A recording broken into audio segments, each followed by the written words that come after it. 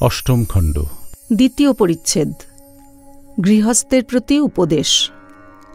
সমবেত ব্রাহ্ম ভক্তগণকে সম্বোধন করিয়া তিনি বলিতেছেন, নির্লিপ্ত হয়ে সংসার করা বড় কঠিন। প্রতাপ বলেছিলেন, মহাশয়, আমাদের জনক রাজার মতো। জনক নির্লিপ্ত হয়ে সংসার করেছিলেন, আমরাও তাই করব। আমি বললুম, মনে করলেই কি জনক রাজা হওয়া যায়? জনক রাজা কত তপস্যা করে জ্ঞান লাভ করেছিলেন। হেঁট মুণ্ড ঊর্ধ্বপদ হয়ে অনেক বৎসর ঘোরতর তপস্যা করে তবে সংসারে ফিরে গিয়েছিলেন। তবে সংসারের কি উপায় নাই? হ্যাঁ, অবশ্য আছে। দিন কতক নির্জনে সাধন করতে হয়। নির্জনে করলে ভক্তি লাভ হয়, জ্ঞান লাভ হয়। তারপর গিয়ে সংসার করো, দোষ নাই। যখন নির্জনে সাধন করবে, সংসার থেকে একেবারে তফাতে যাবে।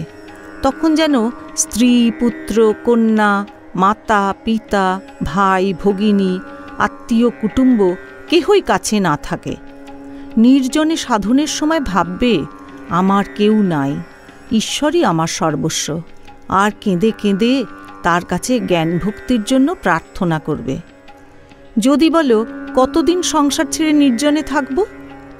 তা একদিন যদি এই রকম করে থাকো, সেও ভালো। 3 দিন থাকলে আরও ভালো, বা 12 দিন, 1 মাস, 3 মাস, 1 বৎসর, যে যেমন পারে।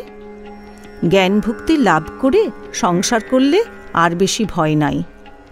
হাতে তেল মেখে কাঁঠাল ভাঙলে হাতে আঠা লাগে না। চোর চোর যদি খেলো, বুড়ি ছুঁয়ে ফেললে আর ভয় নাই।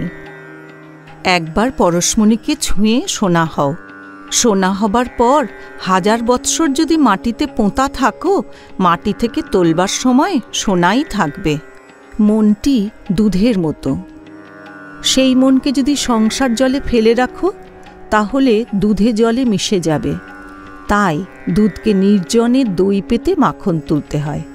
যখন নির্জনে সাধন করে মনরূপ দুধ থেকে জ্ঞান ভক্তিরূপ মাখন তোলা হলো, তখন সেই মাখন অনায়াসে সংসার জলে রাখা যায়।